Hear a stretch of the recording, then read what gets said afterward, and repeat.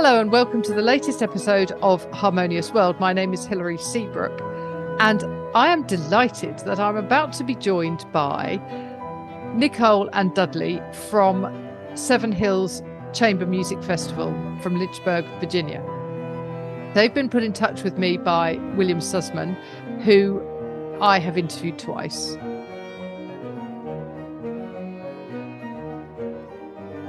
Dudley Rain is the founder and co-director of Seven Hills Chamber Music Festival. Nicole Brancato is the co-director, and I'm going to be speaking to both Dudley and Nicole about the Chamber Music Festival, the kind of musicians they have, the compositions, the ensembles, all of that stuff. And what you're listening to now is an extract from Camille, which is a composition by William Sussman, performed live at Seven Hills Chamber Music Festival 2022, and it features Nicole actually on piano alongside a number of other performers: Lauren Scagno on flute, Kurt Cox on sax, Nathan Southwick on violin, Nico Mazziotto on cello, Jonathan Mack also on piano. This is going to be an interesting one, because usually I'm interviewing people who are creating the music, and this time I'm interviewing performers and the idea of this festival, which is just wonderful. I hope you enjoy listening to our conversation. Thank you so much for joining me on Harmonious World. This is very exciting because you're my first festival that I've interviewed. So that's fabulous. Wow. Yeah. So I want you to tell me all about the festival and about your own backgrounds and how you came together, how you know Bill Sussman, and how you choose the music and all of these sort of things. So where do you want to start? There are so many stories in there, but as the founder of Seven Hills, I think Dudley, let's give us the background. Sure, I can give you a little background about Seven Hills Chamber Music Festival. So I'm one of the co-directors and also the founder of Seven Hills Chamber Music Festival in Lynchburg, Virginia. It takes place for 10 days, about 10 days in August, every August. And it features chamber music performances by both musicians who play together regularly in New York City, musicians from kind of all over the US, and also local musicians in Lynchburg. So we all come together to put together several programs of chamber music, and our concerts showcase both music by living composers and beloved composers of the past, and we try and keep it about 50-50 in terms of our programming, music by living and non-living composers. Excellent. And how long has it been going? We are preparing our third season, so we started in August 2021. Very small budget, kind of just very small roster of artists, kind of just as a, experiment, and it went really well and people enjoyed it. And then we just kind of been growing exponentially growing ever since. Fantastic. What a time to start a festival, though, in August 2021. It was, if you'd said August 2020, it would have been impossible. But even 21, there were all sorts of issues, weren't there? There were a lot of concerns, especially with the pandemic being worse back then. And we luckily had a very committed group of people who, we were all very careful, and yeah, it was just great to be able to make music again. Some of us for the first time, being able to play in a larger ensemble of 5 people. I mean, you say large ensemble and think like maybe 10 or 12 people, but large ensemble for back then was like 5 or 6, and it was just very it was amazing just to get to form bonds with that group of people and create something beautiful after so long of not being able to make music. Absolutely. So Just being in the Nicole, same room with live music, oh, at that time. absolutely. Yeah. I didn't mean to interrupt you though. No, no, no. When I started this podcast, it was in May 2020, and we were all reflecting on how much we missed being in the same room, performers and audiences together. And I think it's taken 2-3 years for us to feel like we can get back there. And it's an amazing thing. So Nicole, tell me how you got involved with Seven Hills. Well, it's an interesting story. It kind of came in, I suppose, a rather unrelated way. Dudley, I believe you came to one of the concerts that I produced, which was called The Illustrated Pianist. And it was a commissioning project with lots of pianists who were also composing pieces that were related to Ray Bradbury's The Illustrated Man. And then very organically, we started hanging out. I think Dudley mentioned that, like, hey, I have this festival. Would you like to team up? And I started researching it, and I thought, wow, this is so cool. Partially because of the initiative that you guys mentioned before of during that crazy time, having the vision to start something like that. I was really impressed with what he did, and I was so excited to join. And I'm so glad that I did, because like Dudley was saying, we've just been experiencing this immense energy from our audiences, which has just been really incredible. The festival just about doubled in size from the first year to the second year. We had 2 composers in residence. We had 23 artists, I believe, on our roster. We had 4 main stage concerts. We had a pop-up concert. We had educational outreach. It was really a blessing to be a part of it, and the 3rd season is shaping up to be to continue on that growth, which is really exciting. But actually, what's kind of interesting, I know you asked before how William Sussman, how Bill plays into all of this. I actually met Bill in California for the same concert for The Illustrated Pianist. He was in the audience for the California premiere of it. And Bill is one of the nicest people on the planet. Yeah. And in addition to that, a tremendous composer. And we just started talking. I checked out his work. I really fell in love with his work. And so when I joined Seven Hills, he was one of the first people that came to my mind. Oh, I have to talk to Bill. He would be perfect for Seven Hills. And we were really excited to feature his music and to have him in residence along with Evan Fine. Yeah, his music is just lovely, isn't it? I think as a modern composer, he's kind of up there, isn't he? With anybody, he'll hold his own with anybody. So it's great. So how many concerts, how many musicians are you talking about for 2023 season? We are still slated to do our 4 main stage for the summer festival. In addition to pop-up programming, we're going to expand the artist roster just a little bit more. We're looking like we're getting closer to 30 now. But what's really exciting, in addition to that, as the festival is growing, is we're also slated to have our New York City debut in September. So we'll grow the festival from having just the summer portion to also having concerts during the year. Wow, that's brilliant. So that's starting with this New York date, which is up for, presumably it's not yet kind of finalized. Is that right? It's very close to being finalized. We just need to sign the dotted line, but should I more should I info coming soon? Okay. Yeah, Okay. yeah, We shouldn't more. say yet. We shouldn't say yet. Okay, so I'll point people to your website, and then they can find the information when it comes out, or on your social media channels and that sort of thing. Absolutely. Terrific. So Dudley, can you tell me a little bit about your background as a musician?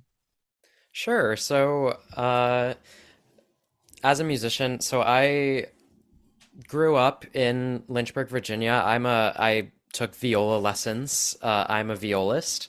That's a lot of what I do now. I'm based in New York City. I went to Manhattan School of Music for both my undergraduate and master's degrees in viola performance.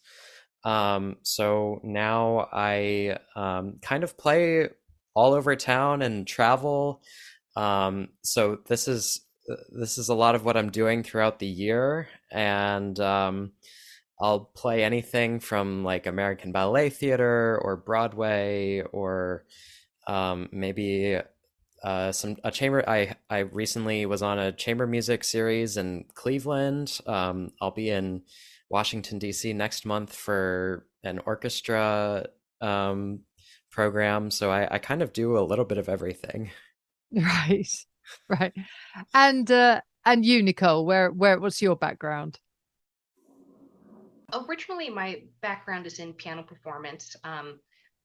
Similar kind of story since I was very young. I studied the piano. And as I got older, my range of musical interests broadened to incorporate not just classical piano, but to incorporate jazz and composition and arranging, and most lately in curating. And I find myself just very fluidly moving between these things, which is both really fun and sometimes a little frustrating on my own self, I think, because it's hard to pin down, exactly what I do sometimes, but it's quite fun. Yeah. Um, but I have a range of work from installation-based projects. With one project, Persephone and the Phoenix, we have an installation performance coming out at the Cell this June, which will be called Nine Ways to Destroy Violin. I have a composition that's premiering at National Sawdust in March. So that, kind of the installation and composition side, and then of course performances as a soloist and in groups along the way. And these are, in my musical practice in addition to the work at Seven Hills. But what I find really fascinating is how these things really intersect. And at Seven Hills, we're really passionate about creative programming, about having a theme for our audiences and taking our audiences on a kind of narrative journey from the beginning of the concert to the end. So mixing canonic composers and living composers, but finding these shared threads between all of that music and having our artists engage with the audiences during the concert. It's in my mind, those kind of things are very similar to like curating an installation or creating a composition or something like that. Oh, brilliant. And so when an audience comes, do you mix up the concerts so there'll be the sort of a traditional sort of chamber music composition that perhaps people will know alongside new stuff, or do you have them separate? How does that work? Definitely alongside. Right. Because something that's really amazing is how the way we hear things changes depending on the order of music in a program, or just along those lines of like juxtaposition and contrast. So I feel like if you put things, even the same music in a program, but you change the order, you'll hear all of it differently. So it's really interesting to experiment with perception in that way, and to bring out, not only these amazing pieces of new music by living composers, but to help us hear the traditional pieces differently, to hear Yeah. them in new lights. Lovely. Very good. So, what are the dates and how do people get to you? Forgive me, my knowledge of American geography is shockingly bad. So I know the whole kind of East Coast. So I know New York City, Philadelphia, Washington, Boston up higher, and that sort of thing. But take me any further across the country and I get a bit confused. So how far is Lynchburg from New York City?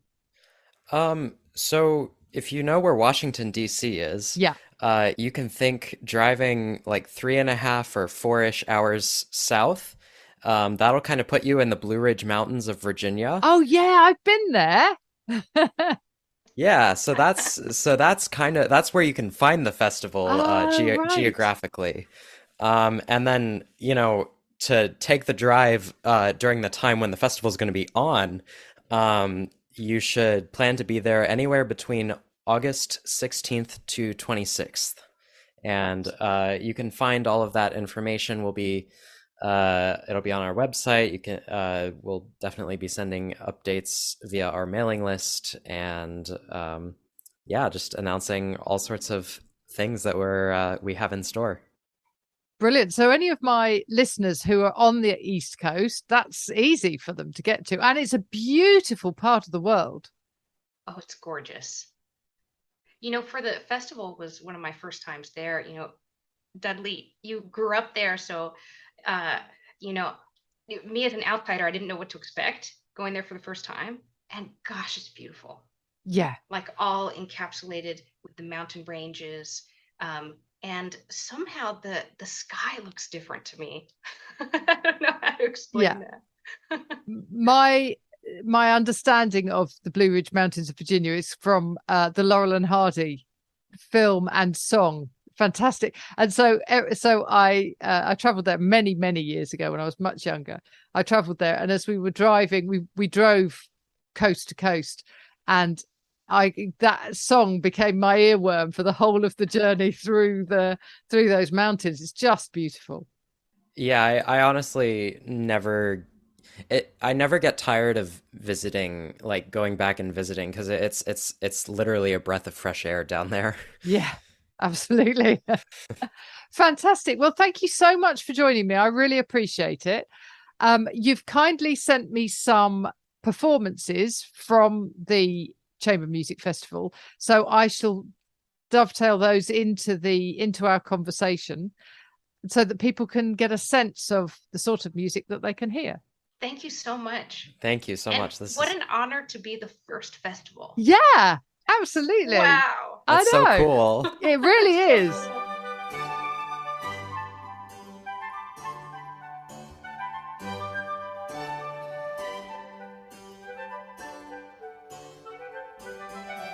So I hope you enjoyed listening to my conversation with Nicole and Dudley. What you're listening to now is Brandenburg Concerto No. 4 in G major by J.S. Bach. This was also performed live at Seven Hills Chamber Music Festival in 2022.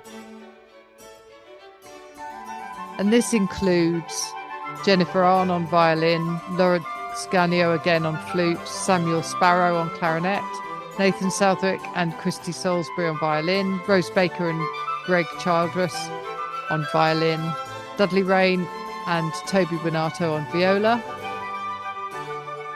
Noah Senghui Ko and Nico Mazziotti on cello, Michael Lamar on bassoon, and Jonathan Mack on harpsichord. Thank you for joining me once more for Harmonious World. It's always a pleasure. Please do remember that you can subscribe now and you'll get a shout out on the next episode. And please just follow all the links on the show notes, and they'll take you to the various places for me and for my guests on this episode. Thanks for joining me once more on Harmonious World.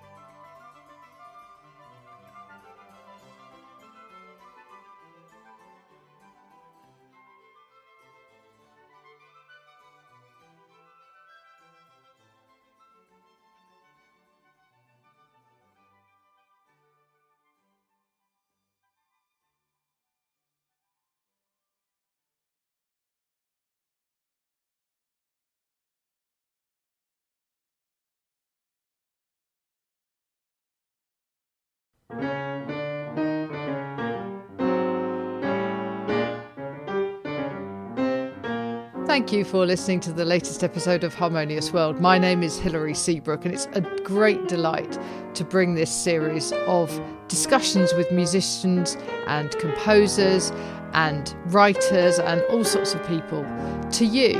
Obviously, there's no point in having a podcast if people aren't listening, and I'm very grateful to my listeners for doing so. Thanks also to Joe English for composing and performing this new theme tune. So wherever you get your podcast, you can leave a review. You can share this with your friends and family, either as a link or on social media and that sort of thing. I'd be really grateful for that. Don't forget that you can subscribe now. There's a link wherever you get your podcasts. So have a great week, and please remember why I started this, which is just to try and make the world a little more harmonious. Thanks for listening to Harmonious World.